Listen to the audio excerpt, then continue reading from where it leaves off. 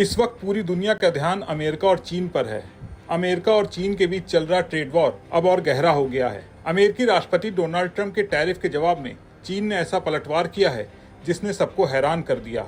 Beijing ने कई जरूरी सामानों की सप्लाई रोक दी है, जिनमें दुर्लभ पृथ्वी खनिज, मैग्नेट्स और मेटल शामिल हैं। ये वो चीजें जो हथियारों, गाड़ियों, इलेक्ट्रॉनिक्स और यहाँ तक कि मिसाइलों में इस्तेमाल होती हैं।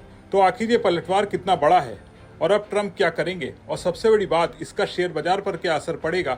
इस वीडियो में आपको इन सभी सवालों के जवाब मिलने वाले हैं। चीन ने जरूरी सामानों की सप्लाई क्यों रोकी, पहले इसी के बारे में बात करेंगे।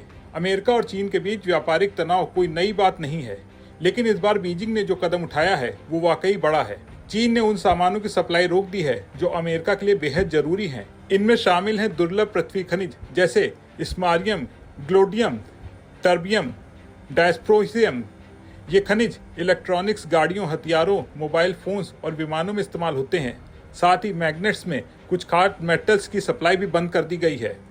न्यूयॉर्क टाइम्स की रिपोर्ट के मुताबिक इन सामानों को चीन के बंदरगाहों पर ही रोक दिया गया है। इतना ही नहीं, चीन एक नया नियम कानून भी बना रहा है, जिसके बाद अमेरिका की कुछ खास कंपनियों, खासकर हथियार बनाने वालों को ये सामान हमेशा के लिए नहीं मिलेंगे।